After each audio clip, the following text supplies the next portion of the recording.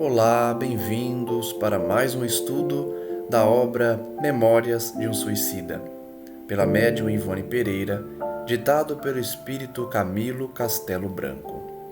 Estamos na nossa 59ª live, estudando as lições de Camilo sobre o seu estágio na espiritualidade, após a opção dele pelo suicídio. Estamos já bem adiantados na obra e na última live analisávamos a reunião que Camilo teve com os demais companheiros junto ao irmão Teócrito, diretor do Hospital Maria de Nazaré.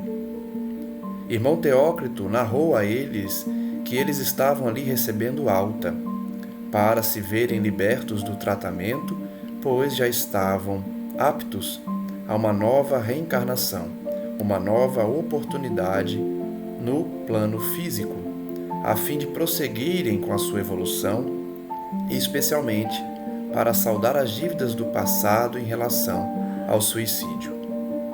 No final da última live, analisávamos as palavras de irmão Teócrito em relação ao livre-arbítrio daqueles que estavam ali, recebendo a alta. Eram centenas de espíritos ouvindo as palavras amigas de irmão Teócrito, a fim de que retornassem à Terra numa nova oportunidade.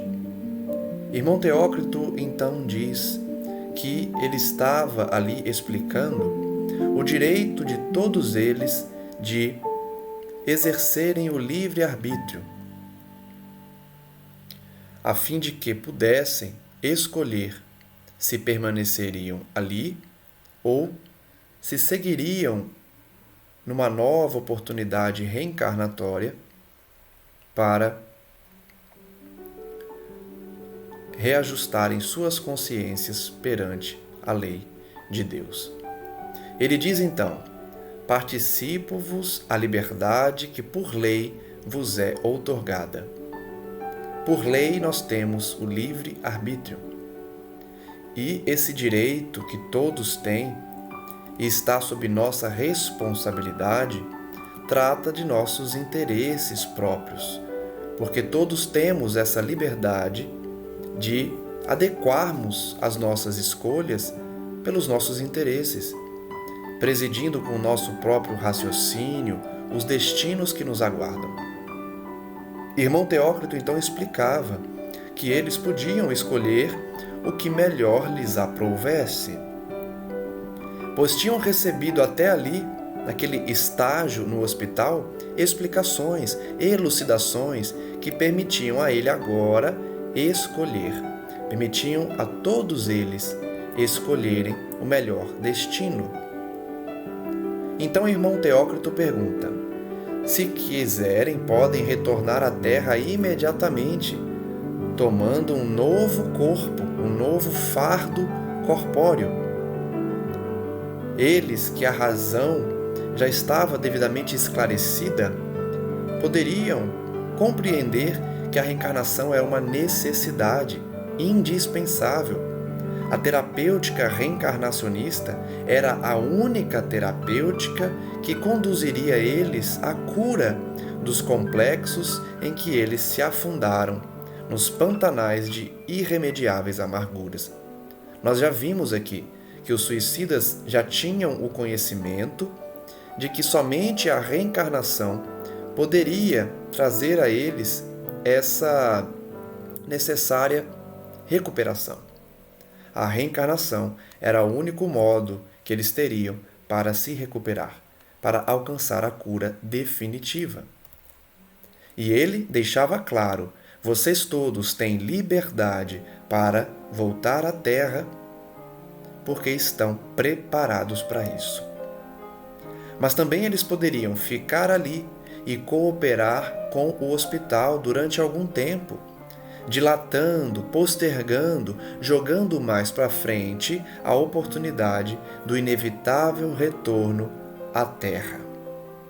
Seja aprendendo a servir lá no hospital, no corpo de nossa milícia, nos soldados que faziam a proteção da colônia, seja desenvolvendo faculdades de amor no aprendizado fraterno da catequese às falanges obsessoras que infestam a terra e o invisível inferior.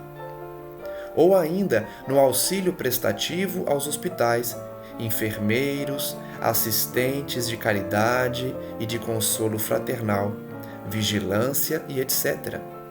Vejam que irmão Teócrito concede aos que estavam ali 3 oportunidades.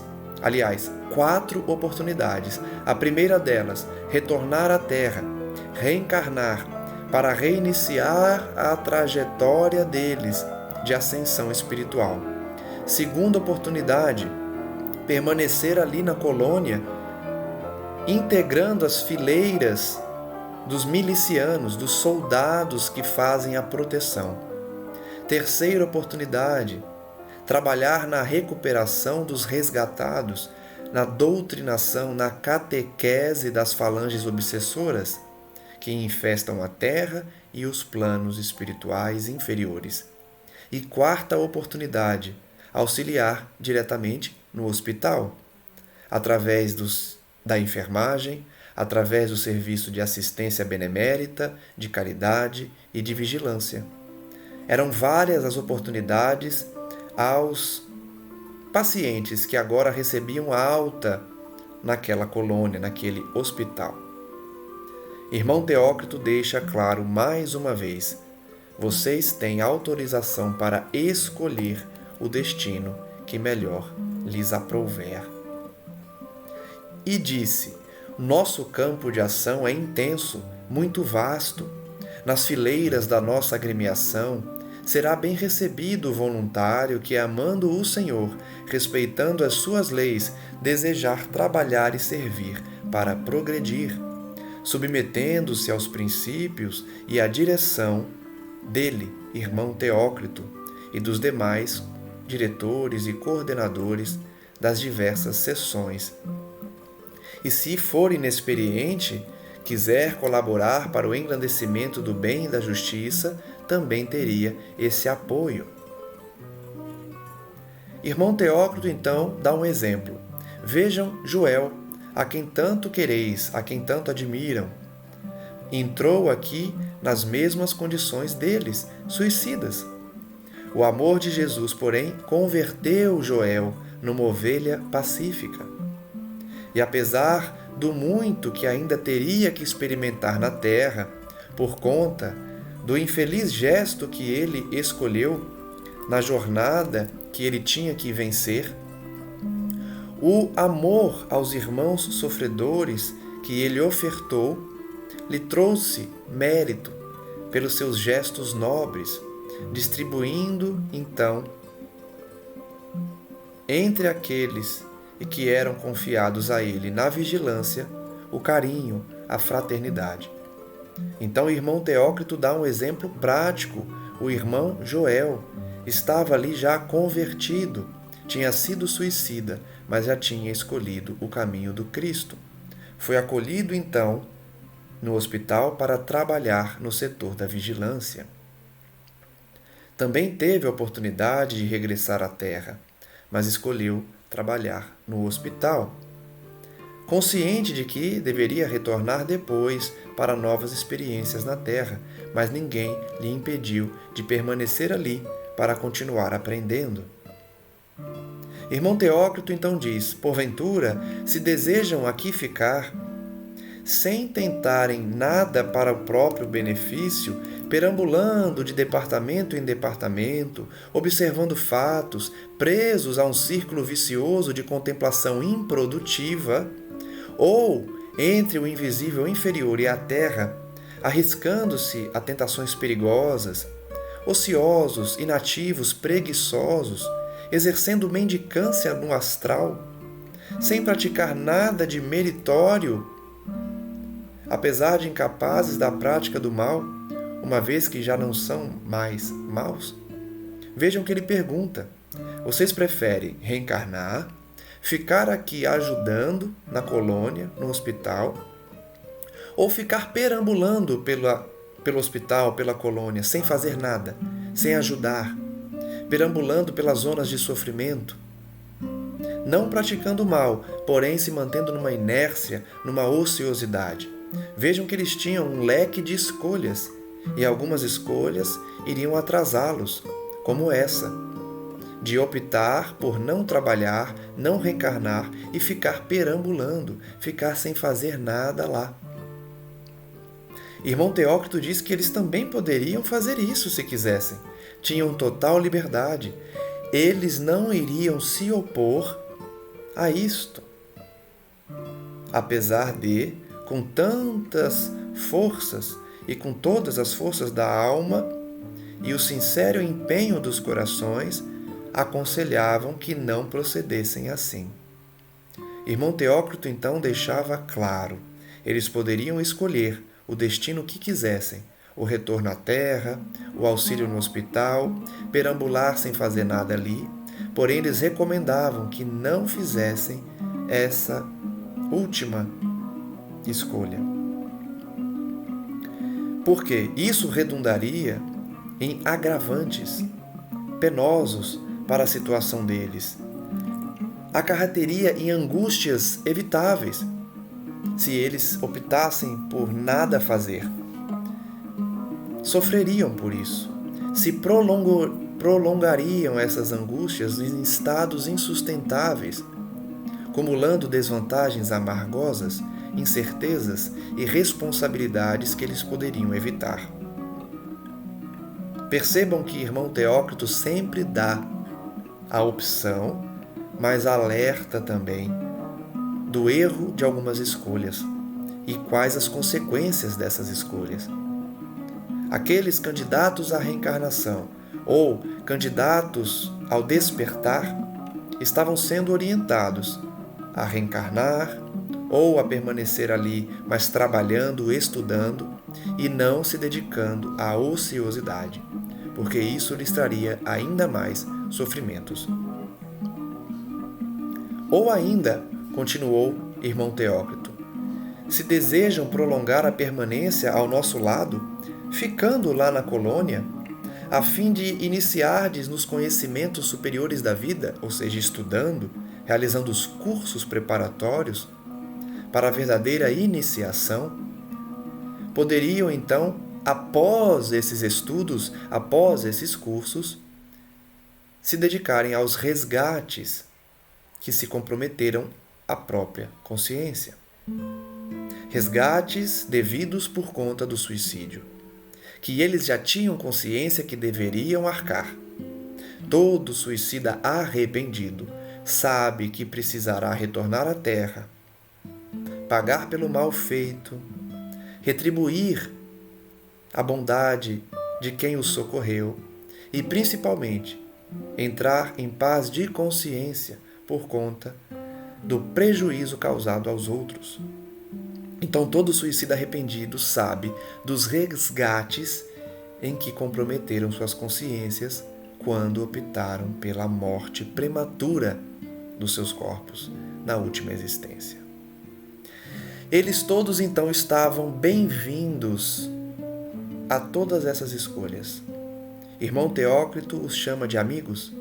Aprenderam com o Mestre dos Mestres, Jesus Cristo, os primórdios do que faltavam e recebeu, em nome dele, os elementos para a fortificação, para a consecução dos ideais de amor, de justiça e de verdade.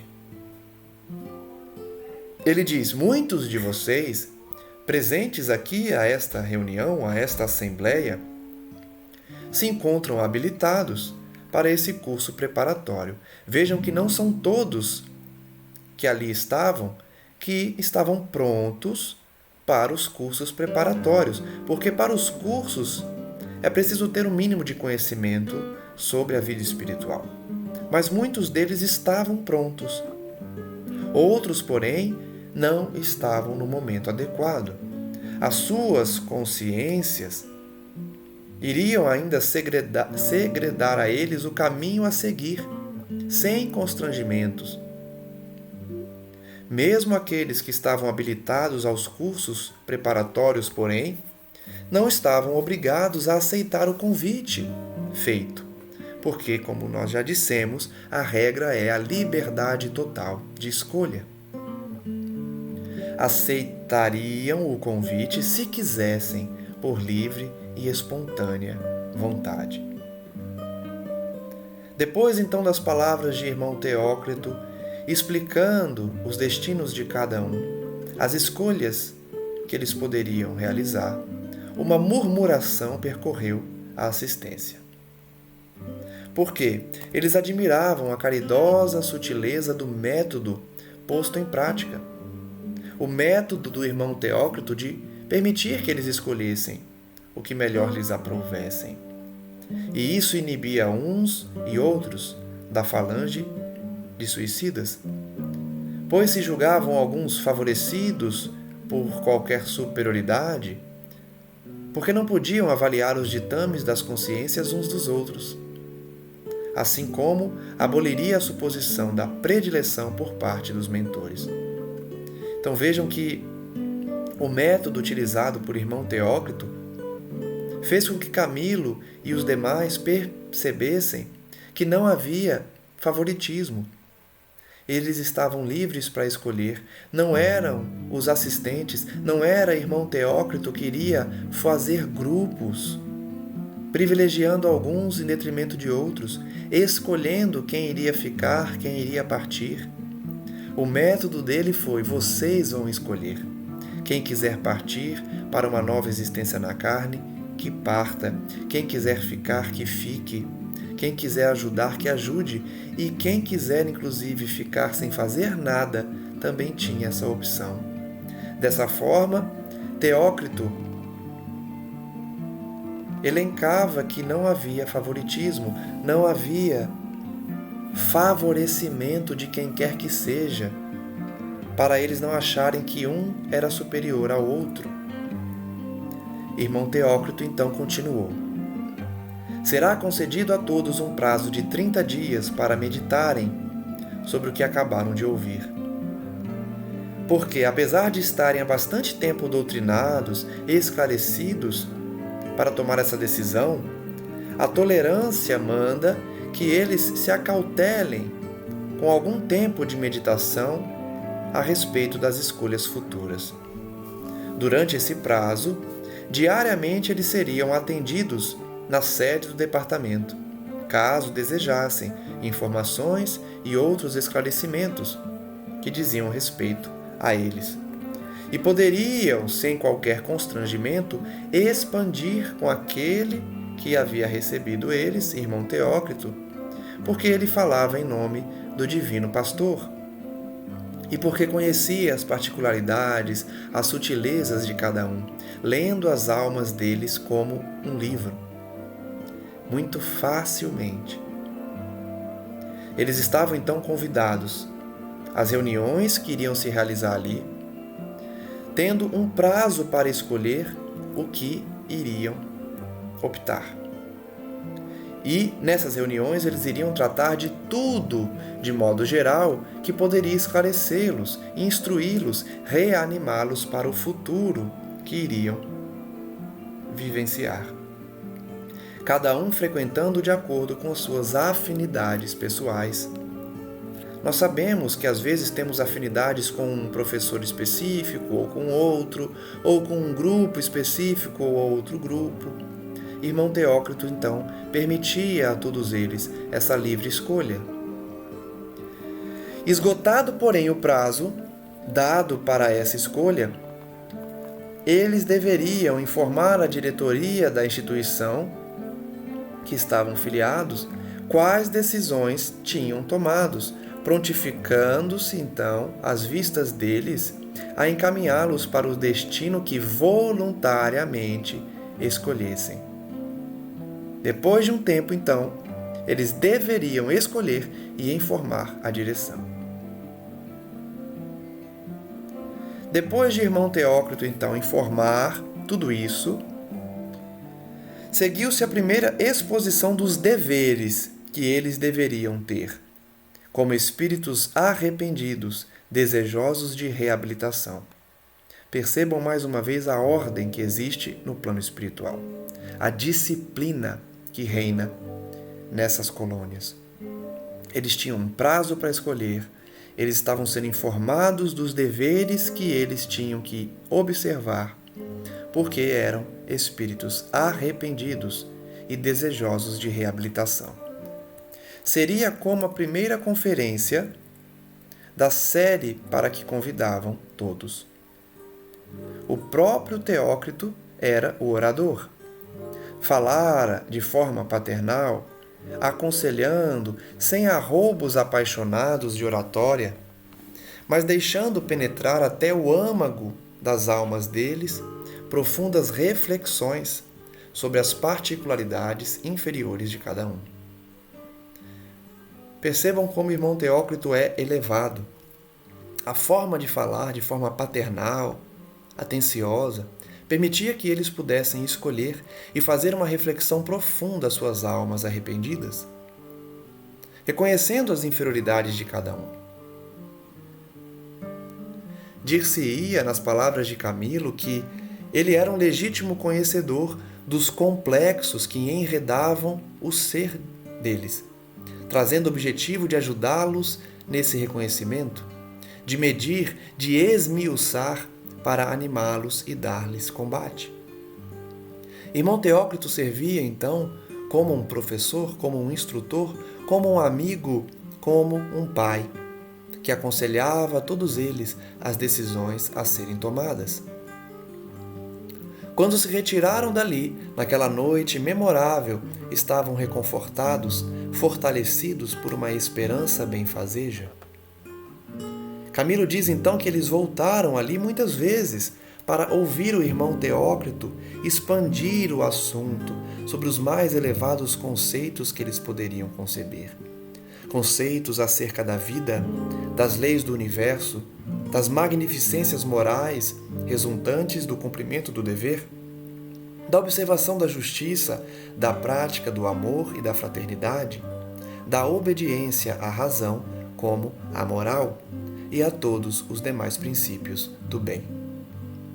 Vejam que todos os suicidas, todos os que estavam arrependidos, dispostos a recomeçar, frequentaram os cursos dados ali por irmão Teócrito e outros, e o conteúdo desses cursos sempre eram voltados para o cumprimento do dever, para o conhecimento das leis de Deus, para a prática do amor e da fraternidade, ou seja, para todos os princípios do bem. Passou então o prazo dado por irmão Teócrito para a escolha deles. Os regulamentos internos, então, fixaram esse prazo e esse prazo se esgotou, havendo uma grande movimentação na fisionomia pacata daquele departamento hospitalar e também da torre de vigia. As turmas de asilados cruzavam as alamedas nevadas dos parques, indo em direção à sede do departamento, acompanhados dos seus mentores, para informarem a autoridade máxima, que é o diretor da nobre agremiação, as resoluções tomadas definitivamente. Então, depois do prazo esgotado, eles todos se dirigiram junto dos seus guias para o irmão Teócrito, a fim de informá-lo das suas decisões, a fim de que analisassem em conjunto a sua situação, assistidos pelos conselheiros, pelos educadores, pelos orientadores e também pelo irmão Teócrito.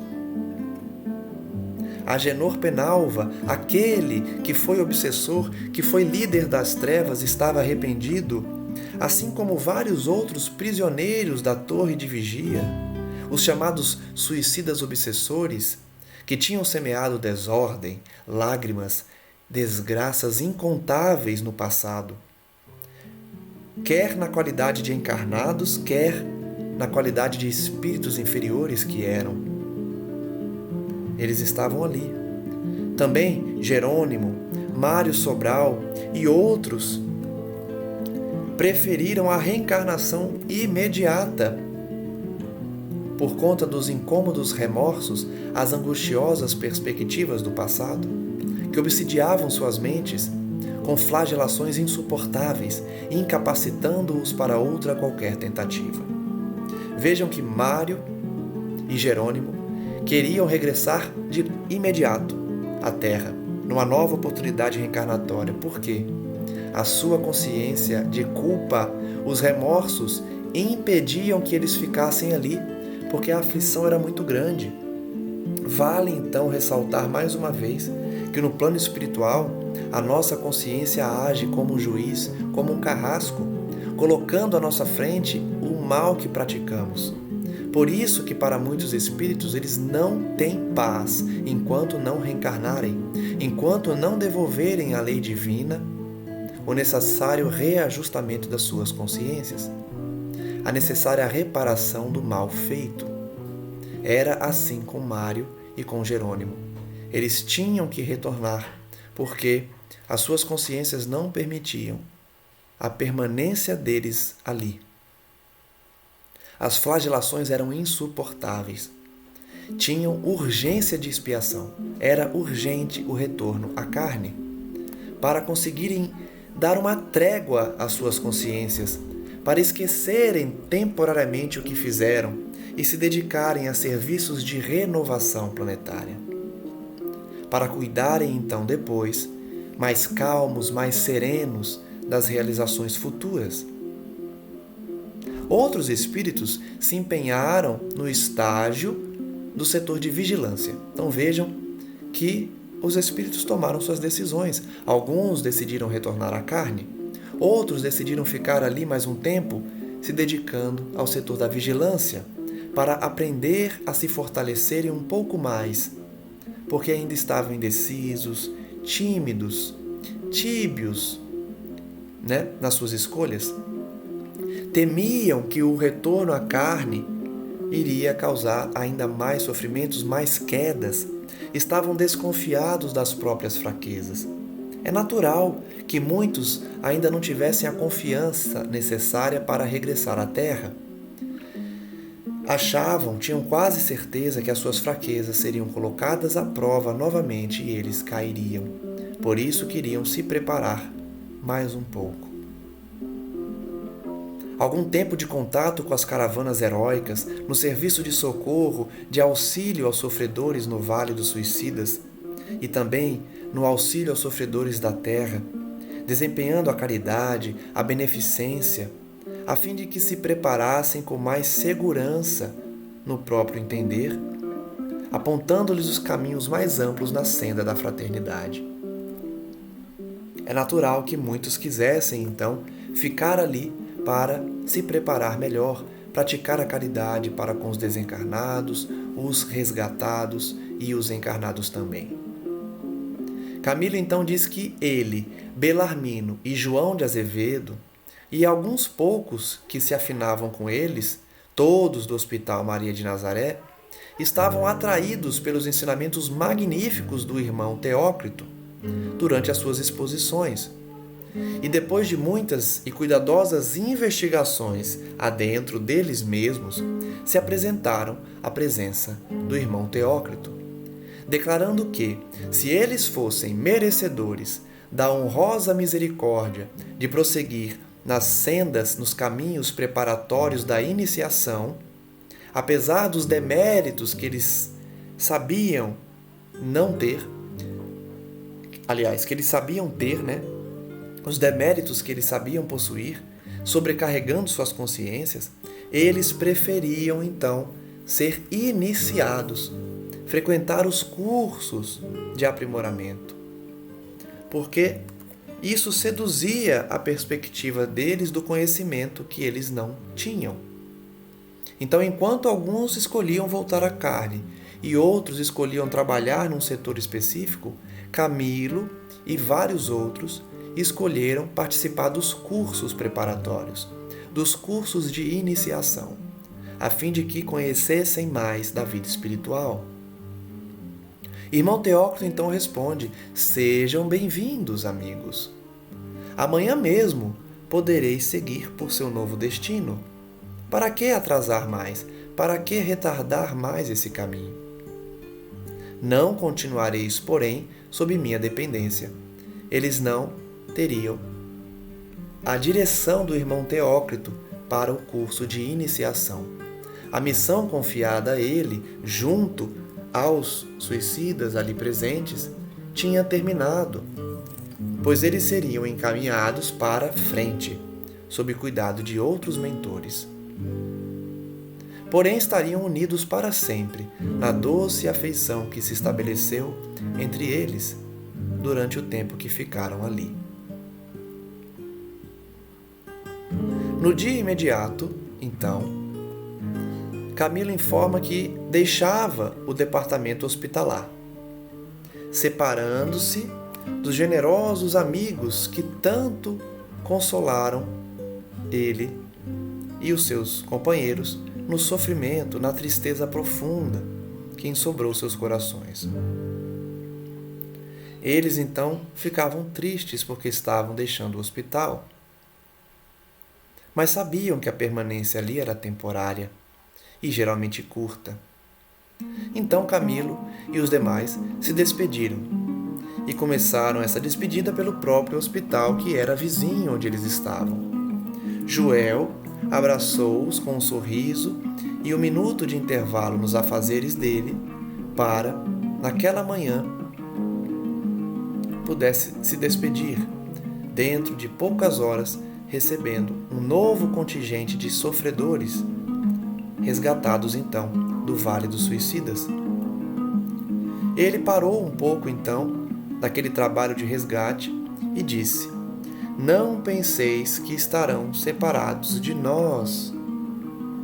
Ainda iremos nos ver muitas vezes, tenham paciência. Carlos e Roberto de Canalejas também se prontificaram a guiá-los para a visita de despedidas.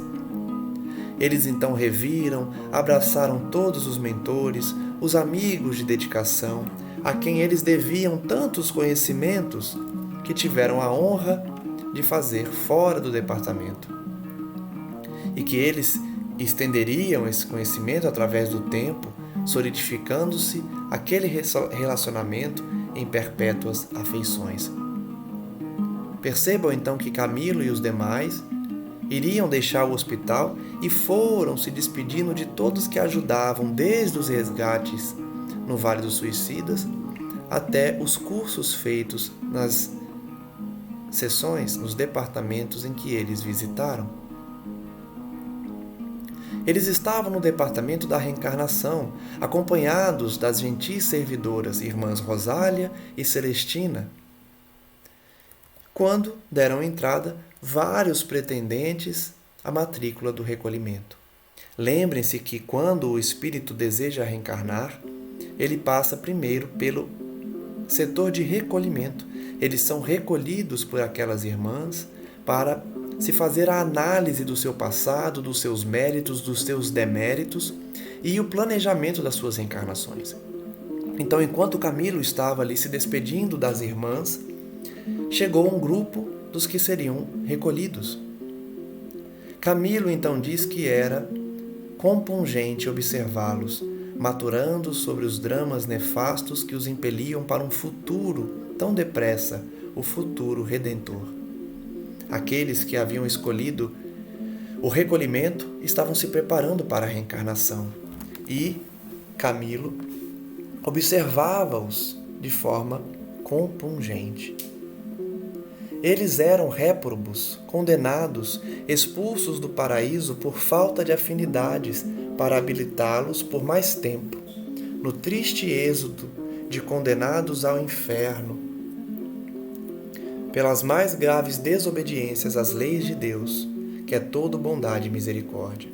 Camilo então enxergava neles um retrato próprio, porque ele mesmo havia passado por aquilo, havia sido resgatado, havia sido direcionado à recuperação no hospital, e agora, numa condição melhor, ele sentia a pena dos que tinham sido recém-resgatados e estavam ali, se predispondo a saldar a dívida contraída por conta do suicídio. Era com efeito tudo isso. Era a falange de arrependidos que, por entre as lutas das incompreensões das provas terrenas, poliam a consciência maculada pelo pecado, batizando-a no fogo redentor do sofrimento e, assim, remindo-a da desonra. Essa era a forma de entrar em paz de consciência, se dirigir à reencarnação, passando pela expiação, a fim de que cobrissem sua desonra do passado com a redenção, com a prática do bem. Camilo informa que eles caminhavam numa fila extensa de 2 a 2, subindo as escadarias das sedes do departamento e desaparecendo dentro em pouco no interior do mesmo.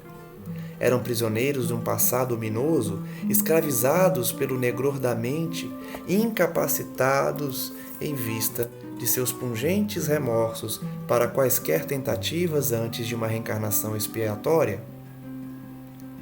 Vejam que Camilo os coloca numa condição que eles precisavam reencarnar antes de qualquer tentativa de recuperação dos seus espíritos, antes de qualquer esclarecimento, como Camilo passou. Aqueles espíritos precisavam primeiro reencarnar para depois passar pelas fases de recuperação que Camilo vivenciou.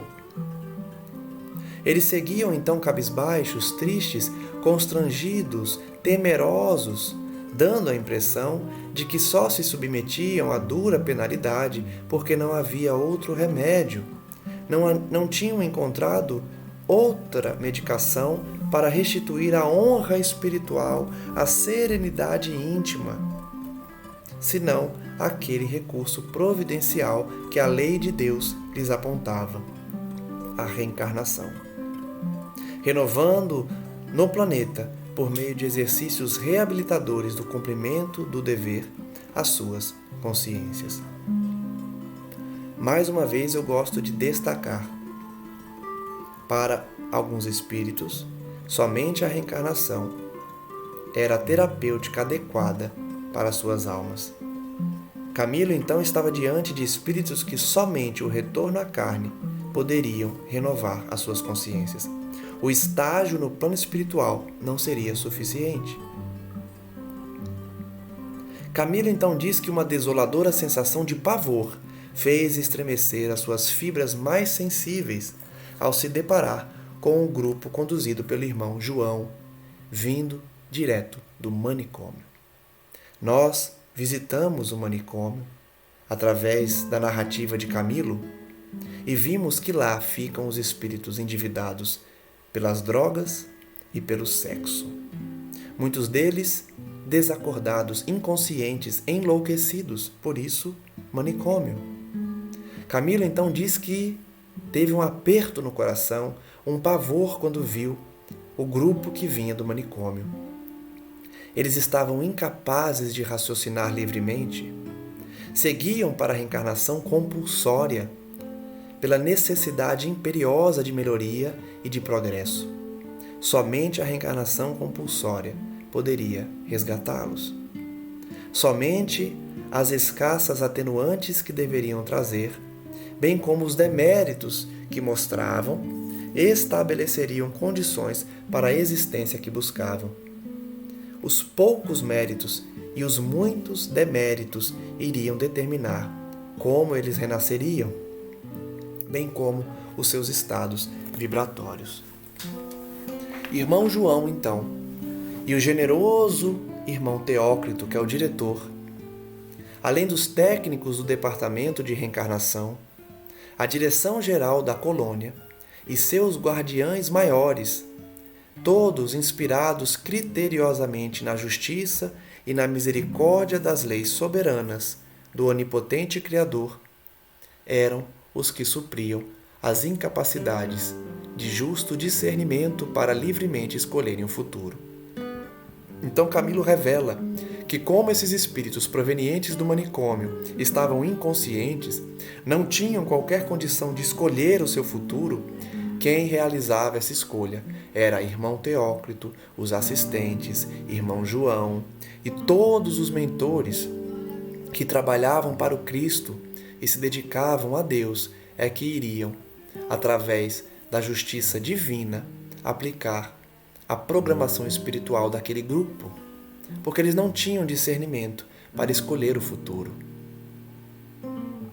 O conselho, então, para suas almas iria definir o melhor futuro que lhes convinha, e para isso receberiam o beneplácito do Mestre Redentor, Jesus.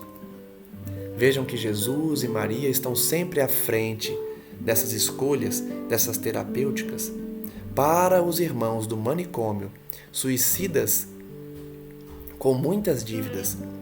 O Cristo dirigia a escolha das suas reencarnações através dos trabalhadores do Hospital Maria de Nazaré, através dos componentes da Legião dos Servos de Maria.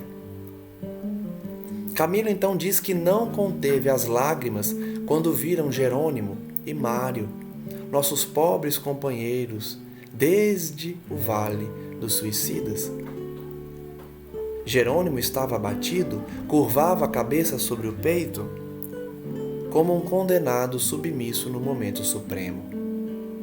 Ele não percebeu Camilo e os demais à distância, porque estava muito absorvido nas ondas aflitivas do seu pensamento. Já o segundo, o Mário, estava sorridente, valoroso, os cabelos revoltos, como no primeiro dia em que eles haviam visto. O peito, porém, destemeroso, erguido como a desafiar as lutas que seguiriam, olhos vivos postos para a frente, como um sonhador antevendo o ápice honroso da empresa penosamente iniciada entre os sacrifícios exigidos pela razão e as lágrimas vertidas pelo coração. Vejam a postura diversa de Jerônimo e de Mário. Jerônimo triste, sem esperança, mas disposto a enfrentar uma nova existência, enquanto Mário seguia confiante, certo de que iria ser vitorioso. Os dois estavam com arrependimento sincero e precisariam expungir. Ao avistá-los, acenou amigavelmente num adeus que parecia derradeiro, enquanto frêmito de indescritível horror confrangia nossas almas. O desgraçado acenara com 2 miseráveis tocos de braços onde não existiam mãos, ao passo que lá estavam destacadas, encravadas em seu próprio pescoço, como recordando a morte violenta pelo estrangulamento, a mesma por ele dada à infeliz Eulina. Olha que imagem forte! Nós sabemos que Mário havia se suicidado depois de ter assassinado Eulina, a sua amante, que não mais queria ele como companheiro. Ele, então, através da sua própria consciência, a construção mental da sua própria vibração, ia perdendo a noção das suas mãos, o sentido do tato das suas mãos. Elas foram ficando dormentes até que ele não mais as via. E nessa nova reencarnação, ele iria renascer sem as mãos. Camilo então revela que, no momento da despedida, em que ele seguia para a reencarnação, seguia para o recolhimento, quando ele acenou, percebeu que ele estava sem as mãos. E elas estavam destacadas no seu próprio pescoço, como recordando o estrangulamento que ele havia perpetrado a Eulina. Que imagem forte! Ver o irmão Mário sem as mãos e essas mesmas mãos cortadas, agarradas ao seu próprio pescoço, por conta da consciência de culpa que ele carregava. A irmã Celestina disse: "Este será bem certo que vencerá." Ela profetizou. Sua próxima migração na terra será um calvário áspero, próprio das almas corajosas que se arrependem. Ela sabia que ele iria sofrer. E do berço ao túmulo apenas lágrimas e asperezas ele conhecerá. Arrastar-se-á sem esperanças nem compensações, mutilado, enfermo, humilhado, ridicularizado, traído pela própria mãe, que o repudiará ao dar-lhe a vida. Veja que Mário renascerá e sua mãe o rejeitará, porque verá que ele é deficiente, limitado. Será traído então por ela, porque obterá um corpo nos ambientes viciados em que ele se chafurdou em outros tempos. Mas é preciso que assim seja. Ele precisa renascer dessa forma, para que se reconcilie com a consciência. Falamos aqui a todo tempo durante o estudo. A necessidade da expiação, da reencarnação, é para a reconciliação com as nossas consciências. Porque na espiritualidade nós não conseguimos adormecer nossas consciências com as bebidas, com as drogas que muitas vezes aqui na Terra nós anestesiamos a nossa consciência. No plano espiritual não é possível. Somente uma reencarnação expiatória pode reconciliar a consciência atribulada e arrependida com ele próprio, se reencontrando harmonizado com o progresso natural de cada criatura na procura de Deus. Ele havia compreendido isso, tendo escrito a sentença que lhe convém, entregando-a ao irmão Teócrito para encaminhá-la à direção geral e conseguir a aprovação do seu guardião maior, ou seja, Maria, governadora da região a que pertencemos. Vejam que informação bonita! O próprio Mário havia pedido para nascer sem as mãos, abandonado por sua mãe, humilhado, passando por uma vida inteira de necessidades e de humilhações. Ele próprio solicitou isso ao irmão Teócrito, que encaminhou a Maria Santíssima, a fim de que obtivesse a aprovação dela, que era a governadora da legião. Mário, ele mesmo, impôs-se uma expiação duríssima, como tantos outros irmãos existentes sobre a crosta da terra, num resgate severo e decisivo. Vejam que muitos dos limitados, dos deficientes, dos sofredores aqui na terra pedem para nascer assim, porque sabem que é a única forma de reconciliar suas consciências. Muitos pedem, nós todos participamos das nossas expiações, das escolhas das nossas expiações, do planejamento reencarnatório. Já estudamos isso aqui. Ao entardecer do dia, então, do dia seguinte, Camilo revela que deixava o departamento hospitalar. Através de um veículo modesto, que ele reconheceu ser do tipo usual no interior da colônia, eles deixaram o hospital. De forma silenciosa, comovidos, tomaram lugar naquele veículo e, confortados pela presença de Romeu e Alceste, os fiéis assistentes que nunca os abandonavam e acompanhavam ao novo domicílio, eles observaram que, enquanto o veículo deslizava suavemente, as neves melancólicas se adelgaçavam, a paisagem se coloria de formosos tons de madrepérola, flores iam surgindo em festividades policrômicas, em um festival de cor, à beira das estradas caprichosamente cuidadas. Vejam que eles iam deixando a zona hospitalar e iam visitando a colônia, conhecendo suas ruas que eram enfeitadas por flores. Quando os primeiros casários de magnificente metrópole hindu apareciam aos nossos olhos surpreendidos, que julgavam sonhar, eles iriam então conhecendo a cidade com características hindus, aquela metrópole hindu, que apareciam para eles de forma maravilhosa. Camilo então diz: louvado seja Deus! Era, pois, verdade que eles haviam progredido. Camilo então estava feliz, agradecia a Deus por deixar o hospital. Ele tinha percebido que de fato estava progredindo. depois de tantos anos de sofrimento? No final do capítulo, então, temos aí a nota da médium, que nós já lemos, né? Que é o fenômeno produzido por irmão Teócrito, quando falou nas línguas de cada um dos que estavam na reunião. Vamos entrar então na parte 3 do livro, chamado A Cidade Universitária, capítulo 16 da obra, denominado A Mansão da Esperança. Já passamos pelo resgate de Camilo, pelo seu sofrimento na terra, seu sofrimento no Vale dos Suicidas, o seu estágio nas diversas seções e departamentos, a sua alta, a sua escolha de permanecer estudando antes de reencarnar. E agora vamos entrar na parte do livro em que Camilo adentra a Mansão da Esperança. Ele diz que a primeira noite foi passada numa expectação ansiosa. Os aposentos que eles estavam deitavam para o jardim e das ogivas que os rodeavam descortinavam-se vasto horizonte da metrópole. Ele estava em outro local que permitia ver a cidade, a colônia, marchetado de pavilhões graciosos como construídos em madrepérola e de cujos caramanchões que enfeitavam de forma pitoresca, evolavam-se fragrâncias delicadas de miríades de arbustos e flores viçosas, não mais flores insípidas, níveas, como no departamento hospitalar. Então vejam que eles estão em outro local, que parece mais um hotel, né? Que parece mais um local de reflexão, não mais um hospital.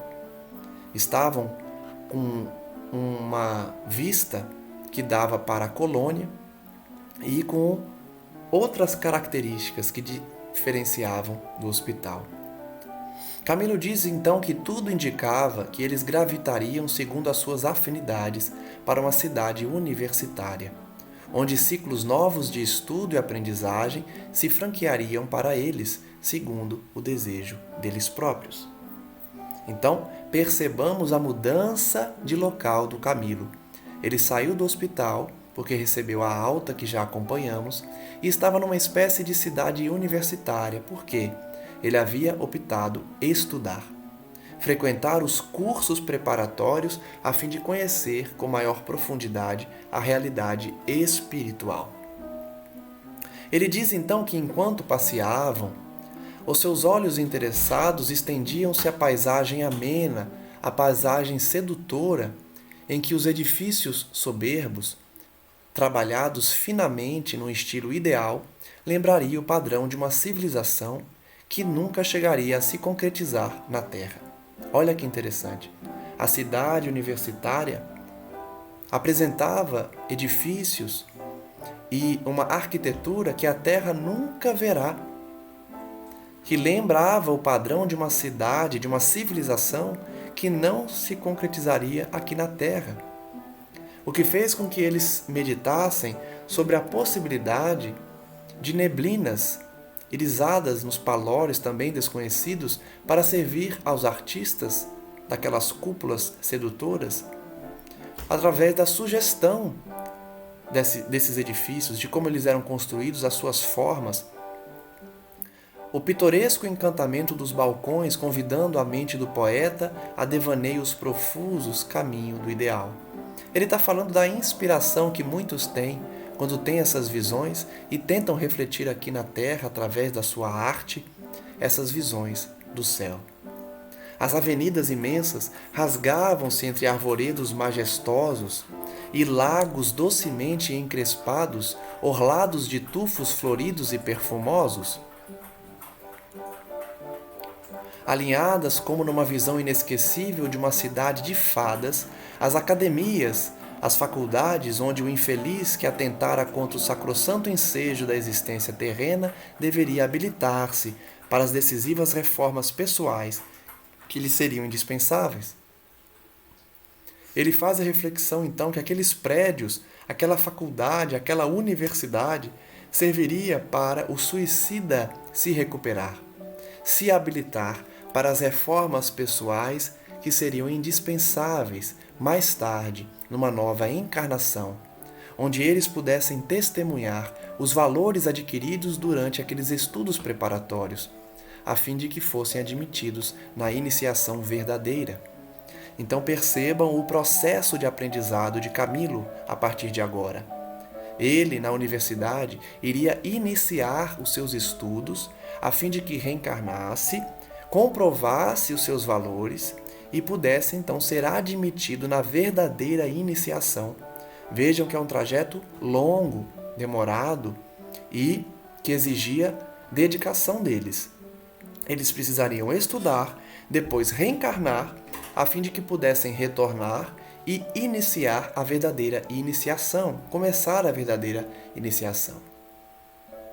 Ele diz que não se arriscava a descrever o encanto que irradiava desse bairro, em que as cúpulas e torres dos edifícios eram como filigranas lucilando discretamente, como que orvalhadas, e sobre as quais os raios do astro-rei, projetados em conjunto com evaporações de gases sublimados, emprestavam tonalidades de efeitos cuja beleza nada sei a que possa comparar.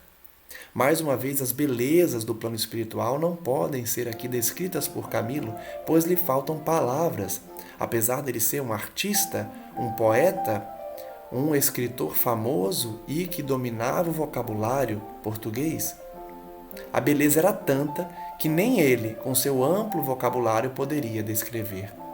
O fato é que a cidade era belíssima e as tonalidades 1000 causadas pela luz do sol, pela disposição das flores, fazia com que a universidade fosse muito bela. Em tudo, porém, diz Camilo, desenhava-se augusta superioridade, desprendendo sugestões grandiosas, inconcebíveis a nós, reencarnados. E, no entanto, não era uma residência privilegiada. Apesar da beleza, apesar do encanto, não havia privilégios. Era um grau a mais acima do triste asilo hospitalar. Camilo diz então que, emocionado, ele e os demais pararam diante das escolas que eles deveriam cursar. Elas lá estavam, entestando-a, os letreiros descritivos dos ensinamentos que eles receberiam. Camilo e os demais então aprenderiam sobre moral, filosofia, ciência, psicologia, pedagogia, cosmogonia e até um novo idioma, que não seria apenas uma língua a mais para ser usada na terra, como um atavio de abastados, como um ornamento frívolo de quem tivesse recursos monetários suficientes para comprar o privilégio de aprendê-la. Então a língua que eles iriam aprender não é como aqui na Terra, que quem tem dinheiro paga para aprender uma língua nova e poder usar isso como algo de superioridade. Lá não. O idioma que eles iriam aprender seria o idioma definitivo, que futuramente estreitaria as relações entre os homens e os espíritos. Uma linguagem a ser utilizada pelos encarnados e os desencarnados no futuro, porque lhes facilita o entendimento, removendo as barreiras da linguagem, da incompreensão entre os humanos e contribuindo para a confraternização idealizada por Jesus de Nazaré. Uma só língua, uma só bandeira, um só pastor. Reflitamos então, no final da live de hoje, sobre todas as informações trazidas por Camilo desde a sua recuperação no seminário em que ele assistiu do irmão Teócrito, fazendo a escolha de estudar mais antes da reencarnação, até a sua mudança do hospital para a cidade universitária, passando pelas provações do irmão Jerônimo e irmão Mário. Reflitamos também na língua que Camilo diz ter aprendido aqui, que acredito ser o Esperanto, que seria a tal língua que irá unir os povos e facilitar a comunicação entre espíritos encarnados e desencarnados. Eles iriam então aprender, além de vários conceitos de moralidade e ciência, também uma nova língua, que no futuro facilitará a compreensão entre espíritos encarnados e desencarnados e entre as nações. No próximo estudo prosseguiremos analisando todas essas informações e outras que Camilo puder contribuir para o nosso conhecimento.